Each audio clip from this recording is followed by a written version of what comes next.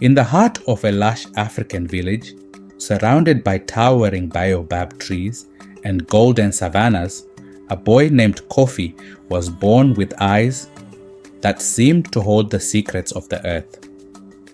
From a young age, Kofi displayed a talent that no one else in the village possessed. He could speak to the animals and understand their voices as clearly as if they were human.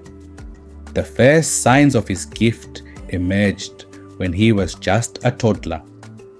His mother would find him giggling under the shade of a banana tree, babbling with the bright green parrots that perched above. As he grew, Kofi spent his days roaming the village outskirts, listening intently to the stories whispered by the wind and chattered by the monkeys swinging from branch to branch. But the village, steeped in generations of tradition and wary of things they couldn't explain, did not take kindly to Kofi's unusual ways. The elders, who ruled with both wisdom and sternness, murmured their disapproval. "Kofi speaks nonsense," one elder, his face creased like the bark of the acacia trees, declared at a gathering. "A boy who claims to talk with beasts cannot be trusted." Mothers would pull their children away when Kofi approached, and fathers would shake their heads with pity and suspicion. The children taunted him, calling him Kofi the Dreamer, and mimicking the caws of crows whenever he passed by. One day, a group of boys around his age confronted him by the river where he often spoke with a playful group of otters. "Tell us, Kofi," one boy sneered, arms crossed over his chest. "What do the frogs say today? That rain will turn into gold? Or that monkeys will start dancing on the moon?" The group burst into laughter, their jeering echoes bouncing off the water. Kofi's heart ached, but he stood tall and met their gaze. "They say the river is low and the fish are troubled," he replied softly, his voice barely masking the sting of rejection. "They say a great drought is coming." But the boys only laughed harder, and one of them tossed a pebble at his feet. "You and your fairy tales, Kofi. Go back to the forest where you belong." Disheartened, Kofi retreated into the woods, tears brimming in his eyes. There, surrounded by the creatures who had always been his true friends, he wept. A small grey squirrel scampered to his side and nuzzled his hand. "Do not be sad, Kofi," it chittered. "Your time will come." Years passed, and Kofi grew into a young man, tall and resilient. While he kept his distance from the village, he remained observant, always watching and listening. The animals shared stories with him of distant lands where the rains never ceased, of ancient trees that had stood through countless seasons. Their stories nourished his spirit and taught him that every being had a purpose, even if unseen by others. One fateful year, there was a great famine throughout the land of Kofi's village. The rain stopped, and the skies turned a relentless, unforgiving blue. The river dried up until only cracked earth remained, and the once verdant fields of millet and maize became barren dust. The people of the village grew gaunt and weary, their laughter replaced by the hollow sound of despair. One night, Kofi stood at the edge of the forest, the moon casting a silver light over the desolate landscape. He closed his eyes and called out with his heart, his voice low and resonant. "Brothers and sisters of the earth, I need your help. The people are suffering, and though they do not know it, they are our kin." From the depth of the woods, a rustle began, a symphony of whispers and rustlings as creatures of all kinds emerged. A great owl hooted solemnly. "We hear you, Kofi. What must we do?" Kofi's voice was firm yet pleading.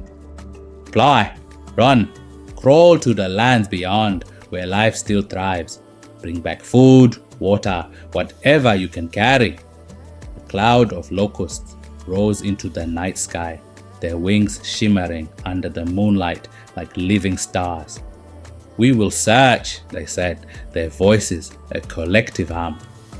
Days turned into nights, and the villagers, now too weak to even harvest what little remained, prepared themselves for the worst.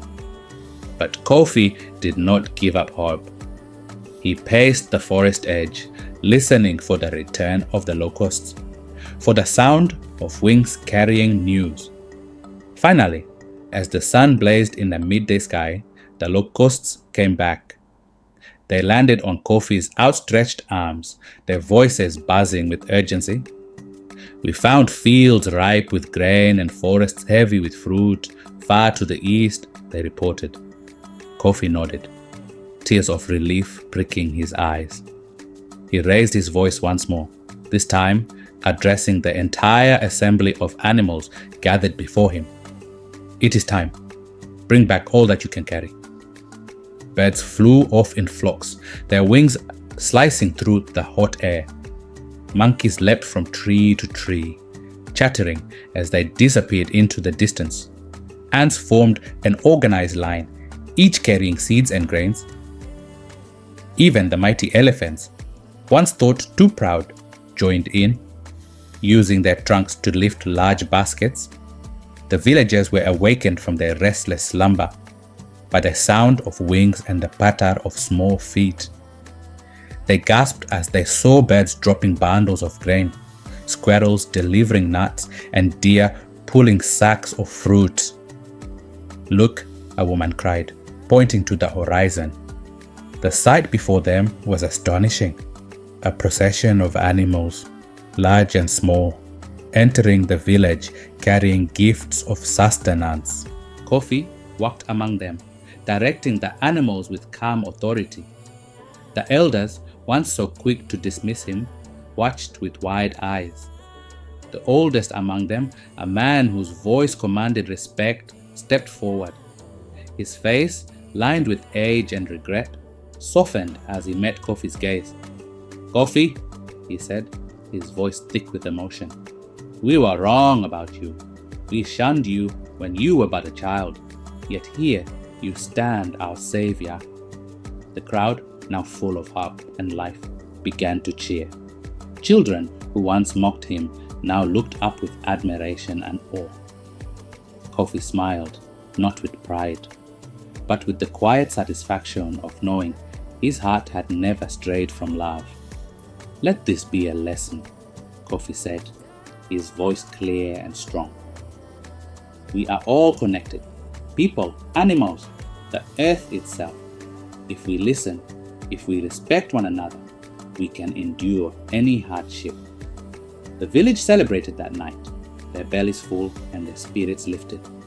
The animals too were honored as heroes. And from that day forward, Kofi was no longer Kofi the dreamer. He was Kofi the listener, the one who reminded them all that the greatest strength lies not in what we see, but in what we believe. The world's greatest gifts often come from those we fail to understand. When we learn to trust and value the differences among us, we find the key to not only surviving, but thriving as a community. Hey everyone, that's it for this video. Thanks so much for watching. If you enjoyed it, please like and subscribe. It really helps the channel grow. Don't forget to ring the notification bell so you never miss an upload. Drop a comment below. I love hearing from you. Thanks again, and I'll see you in the next one.